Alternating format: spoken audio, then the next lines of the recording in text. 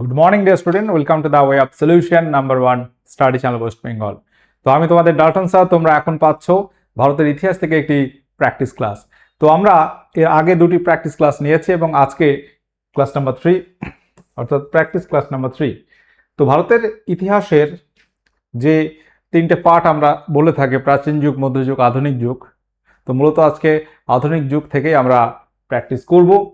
প্রত্যেকে যারা ক্লাসে আছো, আমাদের সমস্ত ক্লাস যেগুলো আমরা ইউটিউবে করাচ্ছি, সমস্ত ক্লাসের নোটিফিকেশন লিঙ্ক আমাদের Telegram group the way of সলিউশনে তুমি পাচ্ছ, এবং আমরা যে কোর্সগুলো করাচ্ছি TWS একাডেমি অ্যাপে তুমি পাবে। এই অ্যাপ প্লে স্টোর থেকে ডাউনলোড করতে পারবে এবং এখানে পেড কোর্স অপশানে তুমি যদি যাও, সেখানে আমাদের নতুন নতুন ব্যাচগুলো তুমি দেখতে পাবে। যেমন WBPKPর নতুন একটা ফাউন্ডেশন ব্যাচ চলছে, গ্রাম পঞ্চায়েতের একটা ব্যাচ চলছে, SSC GDMTS এর নতুন ব্যাচ 2027 সালে পরীক্ষার জন্য শুরু হয়ে গেছে। পাশাপাশি কম্বাইন্ড ব্যাচ রয়েছে, NM GNM নতুন ব্যাচ, KPW এর প্র্যাকটিস ব্যাচ। তো বিভিন্ন ধরনের ব্যাচ কিন্তু আমরা অলরেডি করাচ্ছি। প্রত্যেকে যারা ক্লাসে যুক্ত হয়েছ, তাহলে প্রত্যেকে খাতা পেন নিয়ে বসবে এবং এখানে আমরা 25 কোশ্চেন ডিসকাস করব মডার্ন হিস্ট্রি থেকে, যেগুলো সমস্ত পরীক্ষার জন্য খুবই হেল্পফুল হবে। তো আপকামিং সমস্ত পরীক্ষার জন্য ভেরি ভেরি ইম্পর্টেন্ট কোশ্চেন, সহজ কঠিন সব রকম মিলিয়ে কিন্তু থাকবে। তোমাদের কত স্কোর আসছে সেটা দেখতে হবে। প্রথমে আমি বলবো 1 2 3 4 5 এইভাবে তুমি সাজিয়ে নাও, দিয়ে 25 পর্যন্ত, দিয়ে কত হচ্ছে সেটা তুমি কাউন্ট করো। তাহলে তোমার ইতিহাসের প্রস্তুতি কেমন জায়গায় আছে তুমি নিজেই কিন্তু বুঝতে পারবে। কোশ্চেন নাম্বার 1, 1757 সাল পলাশির যুদ্ধের সময় মুঘল সম্রাট কে ছিলেন? তো ভারতবর্ষের আধুনিক যুগের ইতিহাস যদি আমরা ধরি, শুরু হচ্ছে কোথা থেকে? এই 1757 পলাশির যুদ্ধ থেকে কিন্তু ধরা হয়। তো ভারতের ইতিহাসের যে যুগ বিভাজন, সেটা তুমি যদি দেখো, মুঘল সুলতানি যুগ 1206 থেকে 1757 পর্যন্তই মধ্যযুগ, তারপর আধুনিক যুগ, এবং 1206 আগে পর্যন্ত প্রাচীন যুগ ধরা হয়। তাহলে এখানে কোশ্চেন নাম্বার 1, 1757 সাল পলাশির যুদ্ধ হয় আমরা জানি, বাংলার নবাব সিরাজউদ্দৌলা এবং ইংরেজ east India company Robert Clive তাদের বিরুদ্ধে। তো সেখানে ইংরেজরা জয়লাভ করে এবং সেই সময় মুঘল সম্রাট ছিল দ্বিতীয় আলমগীর। দ্বিতীয় আলমগীর তিনি কিন্তু তৎকালীন মুঘল সম্রাট ছিলেন। কোশ্চেন নাম্বার 2, কোন গভর্নর জেনারেল আমলে, কোশ্চেন নাম্বার 2, কোন গভর্নর জেনারেল আমলে ভারতে স্বায়ত্ত শাসন চালু হয়? অর্থাৎ লোকাল সেলফ গভর্নমেন্ট চালু হয়েছিল কার আমলে? Lord Liton, Lord Ripon, Lord Curzon, Lord Dalhousie. কোশ্চেনটা খুবই পপুলার একটি কোশ্চেন। লোকাল সেলফ গভর্নমেন্ট অর্থাৎ স্থানীয় ছোট ছোট এলাকা ভিত্তিক আর কি শাসন, যেটাকে স্বায়ত্ত শাসন বলা হয়, এবং সেটা চালু হয় লর্ড রিপনের আমলে। মনে রাখবে অপশন বি এখানে সঠিক উত্তর হবে। Question number 2, option B, Lord Ripon যারা করছে, উত্তর সঠিক হয়েছে। এটা মূলত সালটা যদি দেখো, চালু হয় কোন সালে? 1882 সালে। লর্ড রিপনের সময় অনেক কিছু ঘটনা আছে আমরা জানি। লর্ড রিপন ভারতের ভাইসরয় ছিলেন 1880 থেকে 84। তার সময় প্রথম ফ্যাক্টরি আইন হয় 1881 সাল। সেই 1881 সালে প্রথম নিয়মিত জনগণনা শুরু হয়। 1882 সালে ভার্নাকুলার প্রেস অ্যাক্ট তিনি তুলে দেন। পাশাপাশি 1883 হিলবার্ট বিল বিতর্ক, এরকম বেশ কিছু প্রশ্ন কিন্তু আসে। Hunter commission 82 1800। আচ্ছা, 1784 সালে পিটস ইন্ডিয়া অ্যাক্ট, পিটের ভারত শাসন আইন, এটির মাধ্যমে ভারতে কোনটি গঠিত হয়? উইলিয়াম পিটের নেতৃত্বে এটা গঠিত হয়েছিল। তৎকালীন ভারতবর্ষ ছিল না, বাংলার গভর্নর জেনারেল ছিলেন ওয়ারেন হেস্টিংস। ওয়ারেন হেস্টিংস এর আমলে আমরা যদি দেখি, এই পিটস ইন্ডিয়া অ্যাক্ট এটা হয়েছিল এবং এর দ্বারা গঠিত হয় board of control, court of directors, governor general council, supreme court. তো এখানে সঠিক উত্তর কি হবে প্রত্যেকে বলবে? সঠিক উত্তর হয়ে যাবে option A, board of control. British Sarkar east India কোম্পানির রাজনৈতিক কার্যকলাপ নিয়ন্ত্রণের জন্য এটা 1700 হবে, 1800 হয়ে গেছে। 1784 সালে 6 সদস্যের একটা বোর্ড অফ কন্ট্রোল গঠিত হয়। ঠিক আছে, option A is the right answer, 1784 সালে। কোশ্চেন নাম্বার 4, তত্ত্বাবধানী সভা কে প্রতিষ্ঠা করেছিলেন? এই কোশ্চেনগুলো দেখবে বহুবার বিভিন্ন পরীক্ষায় এসেছে এবং আপকামিং বিভিন্ন পরীক্ষা তোমরা যেগুলো দেবে দেখবে চলে আসতে পারে কোনো না কোনো পরীক্ষায়। খুব ইম্পর্টেন্ট কোশ্চেন এবং খুব পপুলার কোশ্চেন, প্রত্যেকের পারা উচিত। অপশন এ রাজা রামমোহন, অপশন বি দেবেন্দ্রনাথ ঠাকুর, অপশন সি হচ্ছে কেশবচন্দ্র সেন, অপশন ডি বলছে ঈশ্বরচন্দ্র বিদ্যাসাগর। তো সঠিক উত্তর কি হবে? অপশন নাম্বার বি হবে, দেবেন্দ্রনাথ ঠাকুর ইজ দ্য রাইট অ্যান্সার। এখানে সালটা কত? তত্ত্বাবধানী সভা প্রতিষ্ঠাতা দেবেন্দ্রনাথ ঠাকুর। কত সালে এটা প্রতিষ্ঠিত হয়? 1839। ওকে, পরবর্তী কোশ্চেন আসবো। ভারতের জাতীয় কংগ্রেসের কোন অধিবেশনে প্রথম বন্দে মাতরম গানটি গাওয়া হয়? তো ভারতবর্ষের এই বন্দে মাতরম গানটি বর্তমান জাতীয় গান, আমরা জানি ন্যাশনাল সং, এবং জাতীয় সঙ্গীত ন্যাশনাল অ্যানথেম। এই দুটো কবে গৃহীত হয়? গণপরিষদ কর্তৃক গৃহীত হয় 24শে জানুয়ারি 1950 সালে। এবং এই বন্দে মাতরম গানটি প্রথম গাওয়া হয়েছিল আমরা প্রত্যেকেই জানি 1896 কলকাতা অধিবেশন, যেখানে গানের সুর দিয়েছিলেন রবীন্দ্রনাথ ঠাকুর। এবং কলকাতা এই অধিবেশন সভাপতি ছিল রহিমতুল্লাহ সাইনি। মনে রাখতে হবে বন্দে মাতরম গানটির রচয়িতাকে বঙ্কিমচন্দ্র চট্টোপাধ্যায়, তার আনন্দমঠ উপন্যাসে এই গানটি ছিল। এবং বন্দে মাতরম গানটি কিন্তু সংস্কৃতে রচিত হয়, যদিও আনন্দমঠ উপন্যাস বাংলা ভাষায় রচিত। 1882 সালে প্রকাশিত হয়েছিল আনন্দমঠ উপন্যাস, যেখানে সন্ন্যাসী ফকির বিদ্রোহের আলোচনা আছে। তো অনেক কথা এখানে বলা হয়েছে, তোমরা মনে রাখতে পারলে খুব ভালো হয়। কোশ্চেন নাম্বার 6, নীল দর্পণ নাটক, এই নাটকটি ইংরেজিতে কে অনুবাদ করেছিলেন? ভেরি ভেরি ইম্পর্টেন্ট একটা কোশ্চেন এবং খুবই পপুলার কোশ্চেন। কোশ্চেনগুলো সহজ মনে হতে পারে, বাট এই কোশ্চেনগুলোই কিন্তু পরীক্ষায় আসে, দেখে থাকবে। নীল দর্পণ নাটকটি ইংরেজিতে কে অনুবাদ করেছিলেন? উত্তর কি হবে?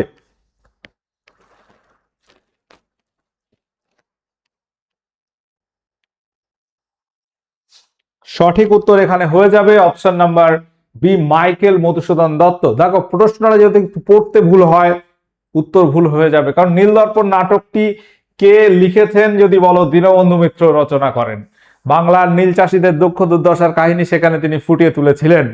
তো 1859 সাল নাগাদ আমরা জানি বাংলায় নীল বিদ্রোহ হয় এবং তার প্রেক্ষাপটেই রচনা হয়। এটা 1860 সালে প্রকাশিত হয় বাংলাদেশের বর্তমান রাজধানী ঢাকা থেকে। ওকে, এই নাটকটি আমরা জানি রচনা করে, মানে মূল নাটকের রচয়িতা দীনবন্ধু মিত্র, মাইকেল মধুসূদন দত্ত। নীলদর্পণ এটা দ্য ইন্ডিগো প্লান্টিং মিরর নামে ইংরেজিতে অনুবাদ করেছিলেন এবং এটা প্রকাশ করেছিলেন রেভারেন্ড জেমস লং।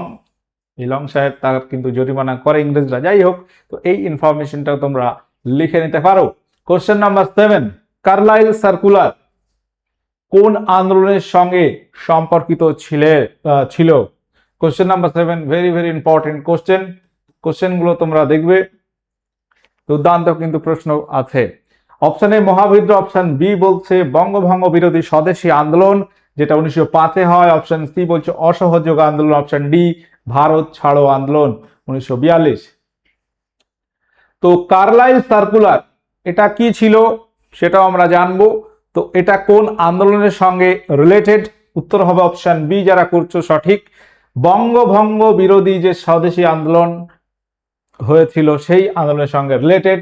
ঘটনাটা কি? ছাত্রদের বঙ্গভঙ্গ বিরোধী স্বদেশী আন্দোলন থেকে দূরে রাখতে 1905 সালে 22শে October chief secretary R.W. Carlyle একটি সার্কুলার জারি করেন, যেখানে ছাত্ররা এই আন্দোলনে অংশগ্রহণ করতে পারবে না, এই জাতীয় কিছু সার্কুলার কিন্তু একটা ছিল। তো সেটাই মূলত কার্লাইল সার্কুলার নামে আমরা ইতিহাসে পাচ্ছি। তো আমরা জানি 16ই অক্টোবর থেকে বঙ্গভঙ্গ কার্যকরী হয়। তো সেই 16ই অক্টোবর পর 22শে অক্টোবর এই সার্কুলারটা জারি হয়। Question number 8, Swaraj is my birthright and I shall have it. Swaraj আমার জন্মগত অধিকার এবং আমরা তা অর্জন করবই। এই উক্তিটি কার? খুব সহজ প্রশ্ন, কিন্তু কোশ্চেনটা হচ্ছে তোমরা পাচ্ছ, বলতে হবে কোন সালে এটা বলেছিলেন কে। উত্তর বাল গঙ্গাধর তিলক, এটা আমরা প্রত্যেকে জানি। Bal Gangadhar Tilak Swaraj is my birthright and I shall have it, এটা আমি অর্জন করবই, তাই তো? তো এটা বাল গঙ্গাধর তিলকের উক্তি এবং খুবই ইম্পর্টেন্ট একটা কোশ্চেন, পরীক্ষায় বহুবার আসে। বাল গঙ্গাধর তিলক সম্পর্কে আমরা জানি তাকে মারাঠা কেশরী বলা হয়। হ্যাঁ, গণপতি শিবাজী উৎসব চালু করেন তিনি। মহারাট্টা এবং কেশরী নামক দুটো পত্রিকাও সম্পাদনা তিনি করতেন। তো বাল গঙ্গাধর তিলক 1916 সালে হোম রুল আন্দোলনে চলাকালীন লোকমান্য, যার আরেক নামে আমরা চিনি লোকমান্য, বাল গঙ্গাধর তিলক এই বিখ্যাত স্লোগানটি দেন।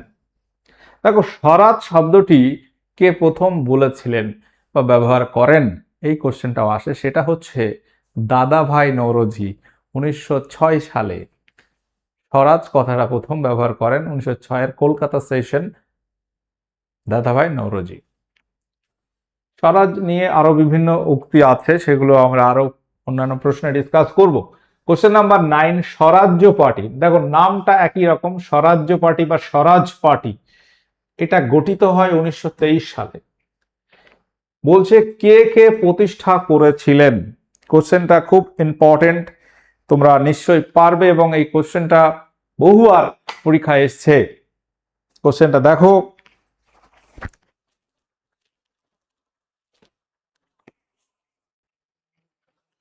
কোশ্চেনটা কি? স্বরাজ্য দল বা স্বরাজ্য পার্টির প্রতিষ্ঠাতা হচ্ছে চিত্তরঞ্জন দাস এবং জওহরলাল নেহেরু নয়, মতিলাল নেহেরু। অপশনগুলো ভালো করে দেখতে হবে, যারা অপশন এ করেছো মিস্টেক হয়ে গেছে। জওহরলাল নেহেরু এখানে ছিল না, মতিলাল নেহেরু।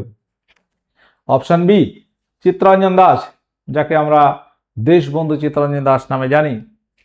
তো মূলত অসহযোগ আন্দোলন প্রত্যাহারের পর 1923 সালের 1 জানুয়ারি চিত্তরঞ্জন দাস এই স্বরাজ দল প্রতিষ্ঠা করেন এবং তার সঙ্গে ছিল মতিলাল নেহেরু।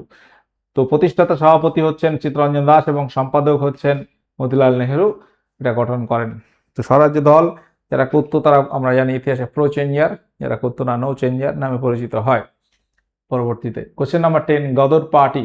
খুব আসে পরীক্ষায়, কোশ্চেনটা তোমরা প্রত্যেকে জানো। গদর পার্টি এটি 1913 সালে প্রতিষ্ঠিত হয় এবং কোথায় হয়? কোশ্চেনটা এটাই আছে, কোথায় হয়, প্রতিষ্ঠাতা কে? প্রতিষ্ঠাতার নাম তোমরা প্রত্যেকে জানো নিশ্চয়, লালা হরদয়াল।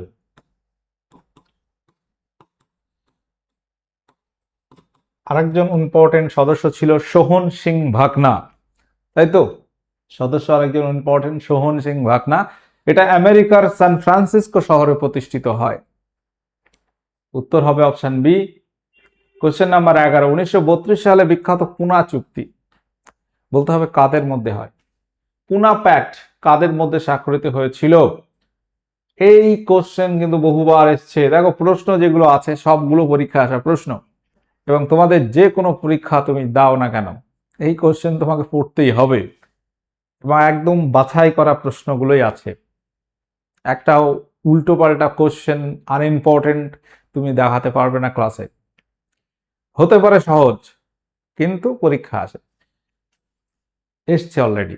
পুনা চুক্তি এটা হয় গান্ধীজির সঙ্গে ডক্টর বি আর আম্বেদকরের মধ্যে। অপশন বি যারা করছে উত্তর সঠিক হয়েছে, এবং সালটা 1932। এটাও কিন্তু পরীক্ষা আসে অনেক সময়, যে কত সালে পুনা চুক্তি হয়? 1932 সালে। মূলত কোন ঘটনার পরিপ্রেক্ষিতে এটা হয় সেটাও আমাদের জানতে হবে।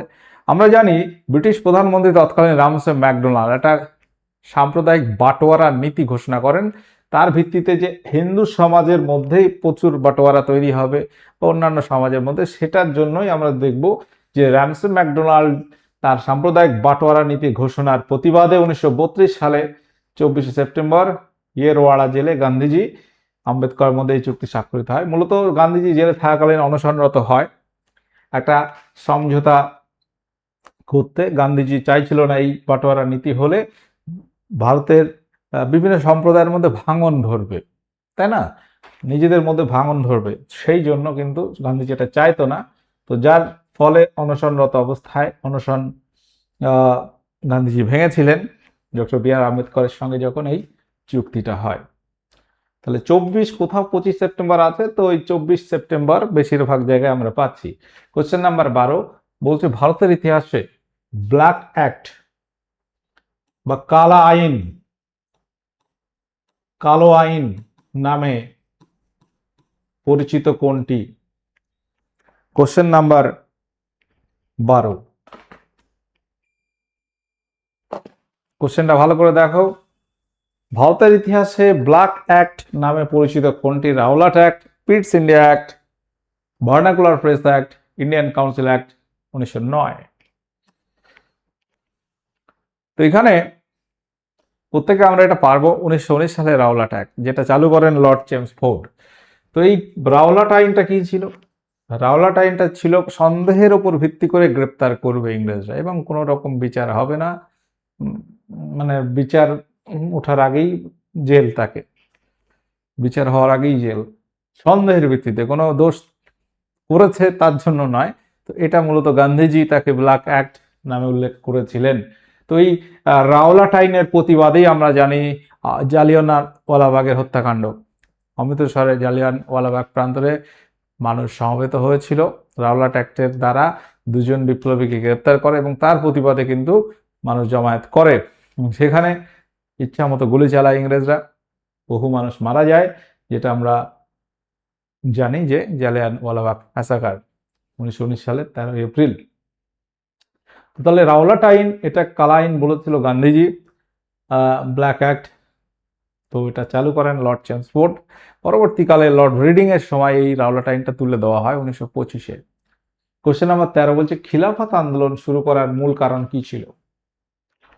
খিলাফত মুভমেন্ট শুরু করার মূল কারণ কি ছিল? রাওলাট আইনের বিরোধিতা, তুরস্কের খলিফার পদের মর্যাদা পুনরুদ্ধার, সাইমন কমিশন বর্জন, বঙ্গভঙ্গের প্রতিবাদ। তো মূলত প্রথম বিশ্বযুদ্ধের পর আমরা জানি যে তুরস্কের যে খলিফাতন্ত্র ছিল সেটাকে তুলে দেওয়া হয়। তো সেই তুরস্কি খলিফা পদের মর্যাদা পুনরুদ্ধারের জন্য মৌলানা আলী, শওকত আলী, আলী ব্রাদার্স, তাদের নেতৃত্বে একটা জনমত গড়ে ওঠে, একটা মুভমেন্ট তৈরি হয়, সেটা বলা হচ্ছে খিলাফত মুভমেন্ট। সালটা 1919 সালে কিন্তু। এবং আমরা দেখব পরবর্তীকালে গান্ধীজি কি করবেন, খিলাফত আন্দোলন সেই সময় অসহযোগ আন্দোলনের সঙ্গে মার্চ করে দেবেন। হিন্দু মুসলিম এক না হলে কিন্তু একটা প্রবল গণ আন্দোলন সম্ভব নয়, এটা গান্ধীজি উপলব্ধি করেছিলেন, এবং তখনই কিন্তু তারপর থেকে কিন্তু আমরা দেখব বড় বড় গণ আন্দোলন হয়, অসহযোগ আন্দোলন, আইন অমান্য আন্দোলন, ভারত ছাড়ো আন্দোলন, ইতিহাসে আমরা এগুলো পাচ্ছি। তো খিলাফত মুভমেন্ট এটা মূলত এই জন্যই হয়। এর নেতৃত্বে কে ছিল? তাহলে নেতৃত্ব ছিল, আমরা দেখব আলী ভাতৃদ্বয় নামে অনেক জায়গায় দেখব। তো মৌলানা আলী, শওকত আলী, এই নামগুলো মনে রাখতে পারো, পরীক্ষায় দিয়ে থাকে। তো মাওলানা মোহাম্মদ আলী এখানে লেখা আছে, যদিও এখানে তোমরা দেখতে পারো যে প্রথম বিশ্বযুদ্ধের পর ব্রিটিশদের দ্বারা, যেহেতু ব্রিটিশরা ভারত শাসন করছিল তখন, সেই জন্য মুভমেন্টটা তৈরি হয় এখানেও। প্রথম বিশ্বযুদ্ধের পর ব্রিটিশদের দ্বারা তুরস্কের খলিফার পদ সাম্রাজ্য খর্ব করার প্রতিবাদে 1919 সালে আলী ভাতৃদ্বয়, শওকত আলী, মৌলানা মোহাম্মদ আলী ভারতের খিলাফত আন্দোলন শুরু করেন। কোশ্চেন নাম্বার 14তে আসবো। অগাস্ট অফার 1940 সালে কোন ভাইসরয় পেশ করেছিলেন? অগাস্ট অফার মূলত কি ছিল? তাহলে কোন সাল? 1940 সাল। এখানে সেই সময় দ্বিতীয় বিশ্বযুদ্ধ চলছিল, এবং দ্বিতীয় বিশ্বযুদ্ধে আমরা জানি যে ভারতীয়দের কাছে সেনা সাহায্য ইংরেজরা চায়, সেই অগাস্ট অফারটা ওঠায়। তো সেখানে অগাস্ট অফার কংগ্রেস পরবর্তী রিজেক্ট করেছিল, এবং লর্ড লিনলিথগো ছিল সেই সময় আমরা জানি যে ভারতের ভাইসরয়। দ্বিতীয় বিশ্বযুদ্ধে ভারতীয়দের সহযোগিতা পাওয়ার উদ্দেশ্যে 1940 সালের 8ই আগস্ট ভাইসরয় লর্ড লিনলিথগো, নামটা কিন্তু very very important, August offer ঘোষণা করেন, যেখানে ভারতীয়দের স্বায়ত্ত শাসন দেবে ইত্যাদি ইত্যাদি, এরকম কিছু কিছু পয়েন্ট তারা বলেছিল। কোশ্চেন নাম্বার 15, কংগ্রেসের কোন অধিবেশনে পূর্ণ স্বরাজের দাবি গৃহীত হয়? পূর্ণ স্বরাজ এই দাবি গৃহীত হয় কোন সেশনে? খুব আসে পরীক্ষায়, কোশ্চেনটা ভেরি ভেরি ইম্পর্টেন্ট। সাল কলকাতা, 1919 অমৃতসর, 1929 লাহোর, 1931 করাচি। Question number 15। দেখো সালটাও মনে রাখতে হবে, স্থানটাও মনে রাখতে হবে। জাতীয় কংগ্রেসের ঐতিহাসিক লাহোর অধিবেশন এবং প্রথম এবারই সভাপতি হয়েছিলেন জওহরলাল নেহেরু। জওহরলাল নেহেরুর সভাপতিত্বে আমরা দেখব পাঞ্জাবের অমৃতসরে, লাহোরে 1929 সালে পূর্ণ স্বরাজের দাবি গৃহীত হয় ডিসেম্বরে। রাভি নদীর তীরে অধিবেশনটা হয় লাহোরে। তো ঘটনা হচ্ছে এই অধিবেশনে পূর্ণ স্বরাজের পাশাপাশি আমরা দেখব যে 1930 সালে 26শে জানুয়ারি একটা দিন নির্ধারিত হয়। ওই দিন ভারতীয়রা স্বাধীনতা দিবস পালন করবে সিদ্ধান্ত নিয়ে থাকে এবং 1930 থেকে 1947 সাল পর্যন্ত 26শে জানুয়ারি ভারতীয়রা স্বাধীনতা দিবস পালন করত এবং সেই 26শে জানুয়ারির দিনটার গুরুত্বটা বজায় রাখার জন্য আমরা জানি যে 1949 সালে 26শে নভেম্বর সংবিধান রেডি হয়ে যাওয়ার পর 2 মাস ওয়েট করা হয়, ওই দিন কার্যকরী হয় 1950 সালে 26শে জানুয়ারি। তো ওই 26শে জানুয়ারি আমরা রিপাবলিক ডে পালন করি, প্রজাতন্ত্র দিবস। তো 1929 সালে লাহোর অধিবেশনে আরেকটা প্রস্তাব মনে রাখতে হবে, আইন অমান্য আন্দোলনের প্রস্তাব গৃহীত হয়, তাই তো? আমরা জানি 1930 সালে আইন অমান্য আন্দোলন হয় এবং 1930 সালের আইন অমান্য আন্দোলনের প্রস্তাবও কিন্তু এই লাহোর অধিবেশনে গৃহীত হয়েছিল। তো তিনটে কথা আমরা বলেছি, পূর্ণ স্বরাজ 26শে জানুয়ারি, আইন অমান্য আন্দোলন। সভাপতি ছিলেন জওহরলাল নেহেরু। কোশ্চেন নাম্বার 16, বলো 1857 সালের মহাবিদ্রোহের সময় লখনৌ এখানে বিদ্রোহের নেতৃত্ব কে দিয়েছিলেন?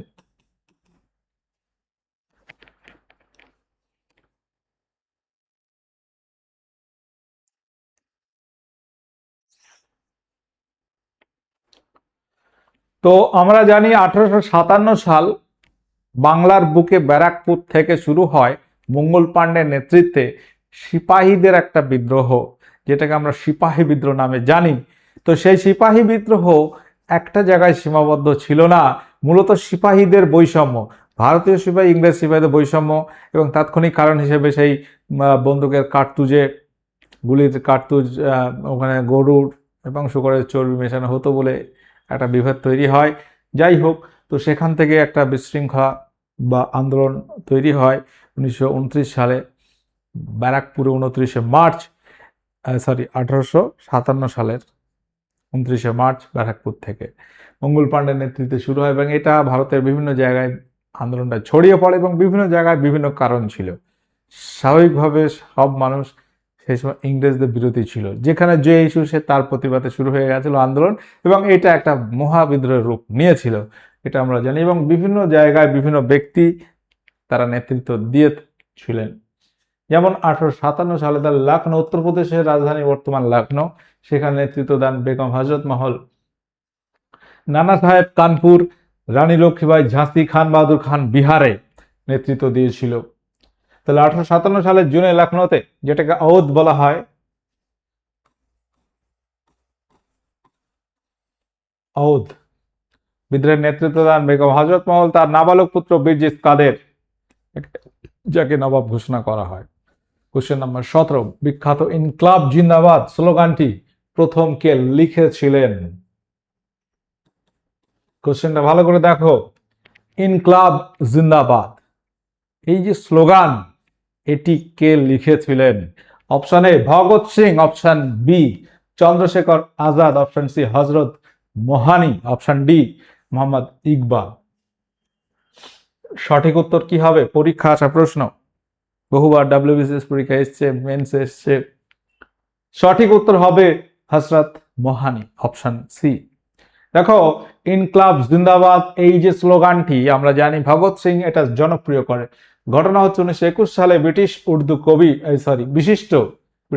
বিশিষ্ট উর্দু কবি ও স্বাধীনতা সংগ্রামী হজরত মোহানি ইনকলাব জিন্দাবাদ স্লোগানটি রচনা করেন, তবে এটিকে জনপ্রিয় করেন ভগৎ সিং। আমরা অনেকে ভগৎ সিং উত্তর করে ফেলতে পারি, কিন্তু সঠিক উত্তর অপশন সি হবে এক্ষেত্রে।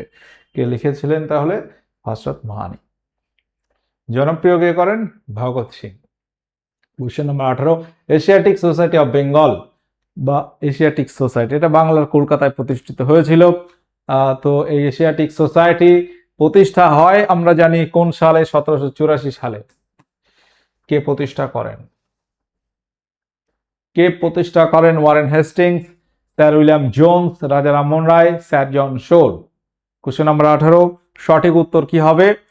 খুব সহজ প্রশ্ন, সঠিক উত্তর স্যার উইলিয়াম জোন্স। এবং এটা এত আছে পরীক্ষায় বলার মতো নয়, মানে প্রচুরবার বিভিন্ন পরীক্ষায় দেখবো কোশ্চেনটা এসছে অলরেডি।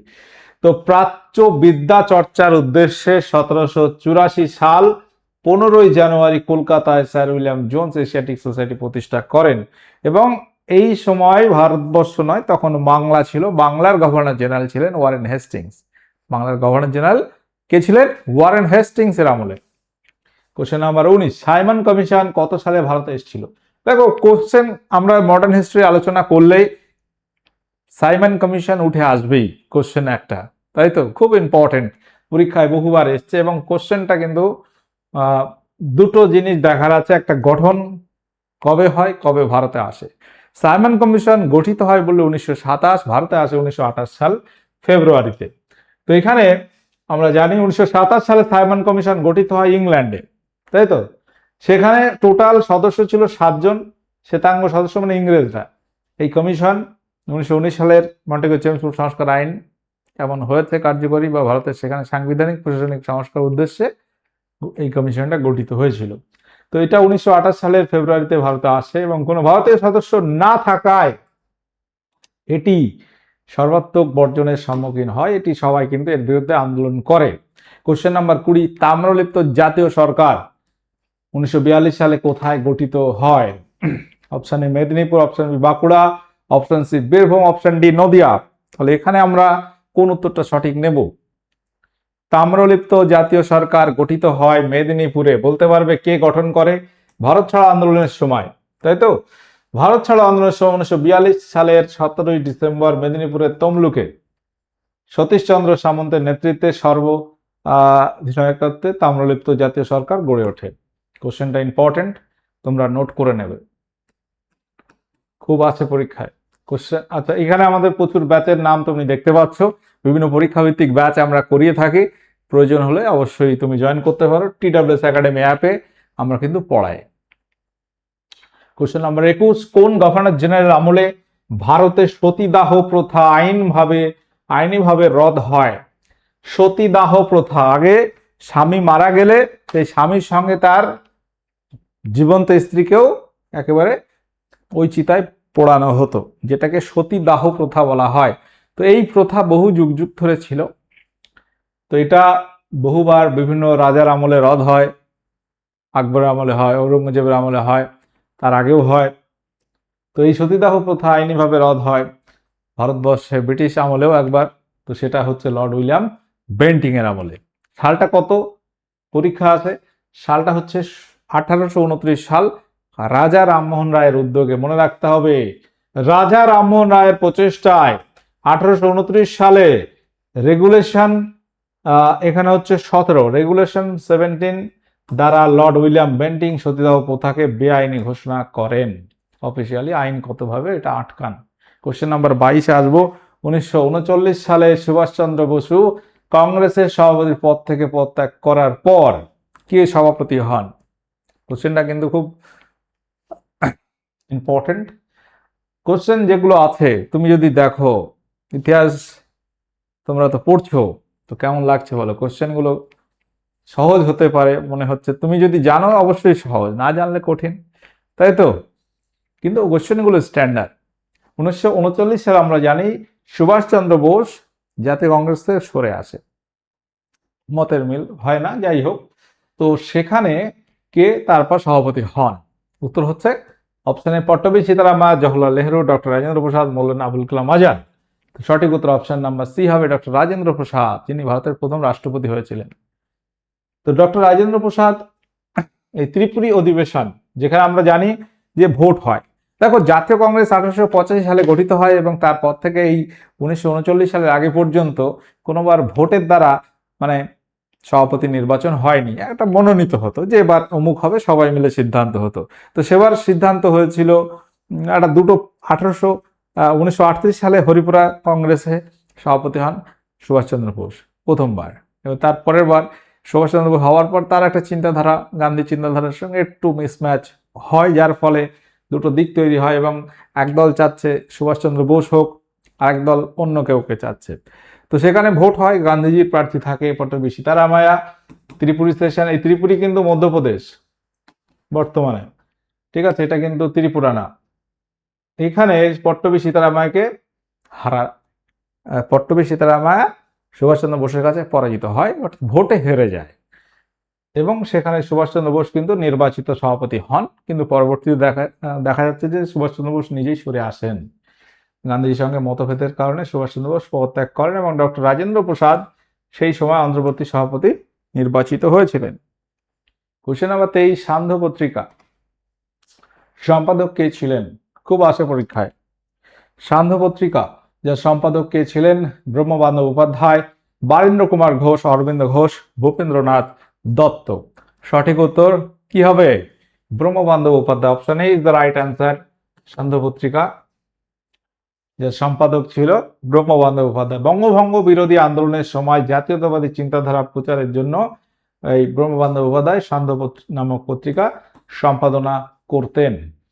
কোশ্চেন নাম্বার 24, জাতীয় কংগ্রেসের তৃতীয় মহিলা সভাপতি কে ছিলেন? দেখো কোশ্চেনটা কিন্তু অনেকের কাছে নতুন লাগতে পারে, কোশ্চেনটা অনেকের কাছে তোমাদের আজকে নতুন লাগতে পারে, কারণ এই কোশ্চেন অন্তত আমি আগে করাইনি।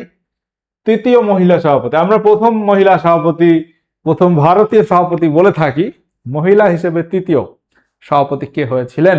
Option A Annie Besant, option B Sarojini Naidu, option C Nellie Sengupta, option D Kadambini Ganguly. উত্তর কি হবে বলো? দেখো জাতীয় কংগ্রেসের প্রথম মহিলা সভাপতি কে? অ্যানি বেসেন্ট, দ্বিতীয় সরোজিনী নাইডু, তৃতীয় হচ্ছে নেলি সেনগুপ্তা। এখন প্রশ্ন হচ্ছে নেলি সেনগুপ্তা কোন সালে জাতীয় কংগ্রেসের সভাপতি হয়েছিলেন? উত্তর হবে 1933-এ।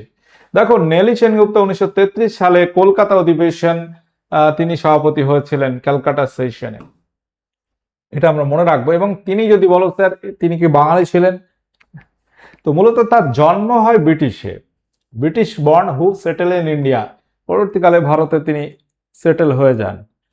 তো মূলত তাকে বাঙালি বংশোদ্ভূত আর কি বলা যেতে পারে, তৃতীয় মহিলা সভাপতি কংগ্রেসে। তাহলে প্রথম কে? Annie Bessent. প্রথম ভারতীয় বললে আমরা বলতাম 1925 সালে কানপুর অধিবেশনে সরোজিনী নাইডু কংগ্রেসের প্রথম ভারতীয় মহিলা সভাপতি হন। উল্লেখ্য কংগ্রেসের প্রথম মহিলা সভাপতি ছিলেন অ্যানি বেসেন্ট, 1917 কলকাতা। তাহলে এই ইনফরমেশন গুলো তোমরা লিখে নিতে পারো। কোশ্চেন নাম্বার 25, 1916 সালের লখনৌ চুক্তি কাদের মধ্যে হয়? সহজ প্রশ্ন। সেই সময় কংগ্রেসের সভাপতি ছিল কে? কংগ্রেসের লখনৌ সেশন 1916, অম্বিকাচরণ মজুমদার তার সভাপতি। এই সময় জাতীয় কংগ্রেস মুসলিম লীগের মধ্যে একটা সন্ধি হয়, যেটা লখনৌ চুক্তি নামে আমরা জানি। কোশ্চেন নাম্বার 26, এটা আজকে হোমওয়ার্ক দিচ্ছি। ইন্ডিয়ান সোশিওলজিস্ট পত্রিকা লন্ডনে কে প্রকাশ করতেন? কোশ্চেন 25টা আমরা করিয়েছি, এটা হোমওয়ার্ক। আমরা পরবর্তী আর একটা ইতিহাসের ক্লাস নেব ঠিক একই রকম, এরপর থেকেই বলতে পারো ক্লাস 4 প্র্যাকটিস ক্লাস, ঠিক আছে? কোশ্চেন 25টার মধ্যে তোমার সঠিক উত্তর কত হয়েছে তুমি কমেন্ট করে জানাতে পারো।